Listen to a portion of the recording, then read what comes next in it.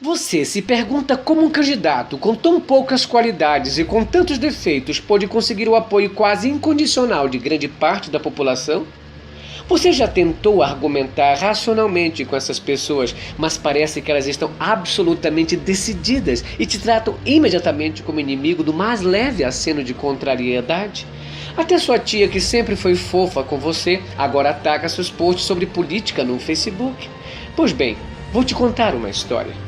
O principal nome dessa história é um sujeito chamado Steve Bannon. Bannon tem uma visão de extrema-direita nacionalista. Ele possuía um site no qual expressava seus pontos de vista que flertavam com machismo, homofobia e com xenofobia, entre outros. Porém, o site era de pouca visibilidade, e seu sonho era que suas ideias se espalhassem com mais força em todo o mundo. Para isso, Bannon contratou uma empresa chamada Cambridge Analytica. Essa empresa conseguiu dados do Facebook de milhões de contas dos perfis por todo o mundo, curtidas, comentários, mensagens privadas. De posse desses dados e utilizando algoritmos, essa empresa poderia traçar perfis psicológicos detalhados dos indivíduos. Tais perfis seriam então utilizados para verificar quais indivíduos estariam mais predispostos a receber as mensagens. Aqueles com disposição de acreditar em teorias conspiratórias, sobre o governo, por exemplo, ou que apresentavam algum sentimento de contrariedade ao cenário político atual. A estratégia seria fazer com que esse indivíduo suscetível a essas mensagens mudasse seu comportamento, se radicalizasse. Como as pessoas passaram a receber as notícias e a perceber o mundo principalmente através das redes sociais, não é difícil manipular essas informações. Se você pode controlar as informações a que uma pessoa tem acesso, você pode controlar a maneira com que ela percebe o mundo, e com isso influenciar a maneira como se comporta e age. Post no Facebook pode te fazer mais feliz ou triste, te deixar com raiva ou com medo. E algoritmos sabem identificar as mudanças no seu comportamento pela análise dos padrões de suas postagens, curtidas e comentários. Assim, indivíduos com perfis de direita e seu tradicional discurso "não gosto de impostos" foram radicalizados para perfis paranoicos em relação ao governo e a determinados grupos sociais. A manipulação poderia ser feita, por exemplo, através do medo, como o bordão "o governo quer tirar suas armas". Esse tipo de mensagens estimula um sentimento de impotência e de incapacidade de se defender. Estimula também um sentimento de somos nós contra eles, o que fecha a pessoa para argumentos racionais. Sites e blogs foram fabricados com notícias falsas para bombardear diretamente as pessoas influenciáveis por esse tipo de mensagem. Além disso, foi explorado também um sentimento anti-establishment, anti-mídia tradicional e anti-tudo o que está aí. Quando as pessoas recebiam várias notícias de forma direta e não viam essas notícias repercutirem nos jornais, chegavam à conclusão de que a grande mídia mente e esconde a verdade, das quais elas agora sabem. Se antes a mídia tradicional podia manipular a manipulação teria que ser feita abertamente, aos olhos de todos. Agora todos temos telas privadas que nos mandam mensagens diretamente. Ninguém sabe que tipo de informação a pessoa do lado de lá está recebendo ou quais mensagens estão construindo sua percepção de realidade. Com esse poder nas mãos, Bannon conseguiu popularizar entre os jovens a alt-right, movimento de extrema americano, que resultou nos protestos United Right, no ano passado em Charlottesville, Virgínia, o que tiveram a participação de supremacistas brancos. Bannon trabalhou na campanha presidencial de Donald Trump e foi estrategista de seu governo. A Cambridge Analytica trabalhou também no referendo do Brexit, que foi vencido principalmente por argumentos originados de fake news. Quando a manipulação veio à tona, Mark Zuckerberg foi chamado ao Senado americano para depor. Para quem entendeu o que houve, ficou claro que a democracia da nação mais importante do mundo havia sido hackeada. Mas os congressistas pouco entendimento tinham de mídia social. E quem estaria disposto a admitir que a democracia pode ser hackeada através da manipulação dos indivíduos?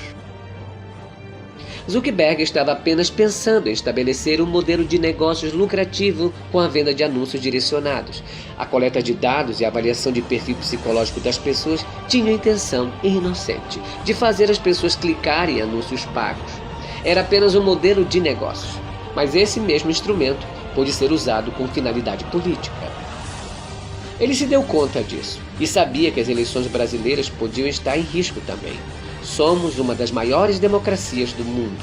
Facebook então tomou medidas ativas para evitar as campanhas de desinformação e manipulação corressem em sua rede social.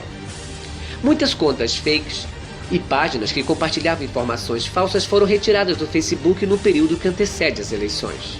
Mas não contavam com a capitalização e a popularização dos grupos de WhatsApp.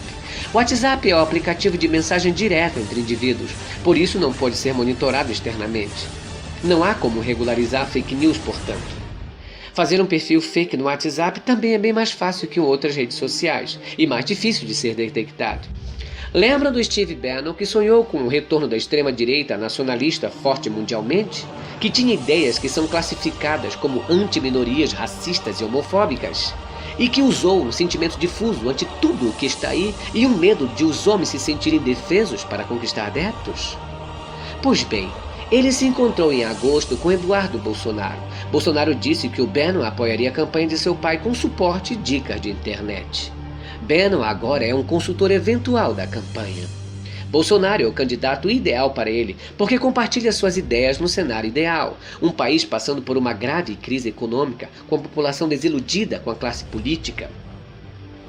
Logo depois de manifestações de mulheres nas ruas de todo o Brasil e do mundo contra Bolsonaro, o apoio do candidato subiu entre o público feminino, de 18% para 24%. Um aumento de 6 pontos depois de grande parte das mulheres se unir para demonstrar insatisfação contra o candidato. Isso acontece porque a grande mídia simplesmente ignorou as manifestações e, por outro lado, houve um ataque preciso às manifestações através dos grupos de WhatsApp pró-Bolsonaro. Vídeos foram editados com cenas de outras manifestações com mulheres mostrando os seios, quebrando imagens sacras, mais utilizadas dessa vez para desmoralizar o movimento Ele Não entre as mais conservadoras. Além disso, Eduardo Bolsonaro veio ao público logo após a manifestação e declarou: as mulheres de direita são mais bonitas que as de esquerda. Elas não mostram os peitos e nem defecam nas ruas. As mulheres de direita têm mais higiene. Essa declaração pode parecer pueril ou simplesmente estúpida, mas é feita sob medida para estimular um sentimento de repulsa para com o outro. Isso não é nenhuma novidade. A máquina de propaganda do nazismo alemão associava os judeus a ratos. O discurso era de que os judeus estavam infectando as cidades alemãs assim como os ratos. E esse discurso de que associa o sentimento de repulsa e nojo a uma determinada população, o que faz com que o indivíduo queira se identificar com o lado limpo da história. Dos 6% das mulheres que passaram a se identificar com Bolsonaro, agora é possível compreender por que é tão difícil usar argumentos racionais para dialogar com o eleitor de Bolsonaro. Você se dá conta agora do nível de manipulação emocional a que seus amigos e familiares estão expostos? A pergunta é: o que fazer?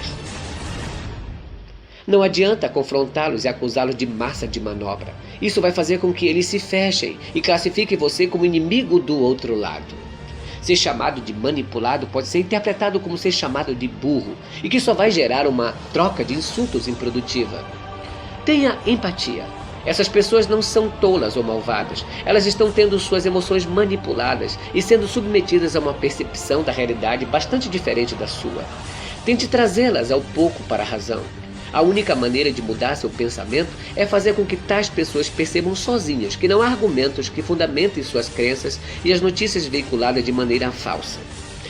Peça para que as pessoas defendam racionalmente suas opiniões políticas. Esteja aberto para ouvi-las, mas continue sempre perguntando mais e mais, até ela perceber que chegou num ponto em que não existem argumentos para responder. Pergunte, por exemplo, por que você decidiu por esse candidato? Por que você acha que ele vai mudar as coisas? Você acha que ele está preparado? Você conhece as propostas dele? Conhece o histórico dele como político? Quais realizações dele que você aprova? Se perceber que a pessoa não está pronta para debater, retire-se da discussão. Não agrida nem ofenda. Isso é um comportamento que radicalizaria o pensamento de que somos nós contra eles. Tenha em mente que os discursos que essa pessoa acredita foram incutidos nela de maneira que houvesse uma verdadeira identificação emocional, se tornando uma espécie de segunda identidade. Não é de uma hora para outra que se muda algo assim.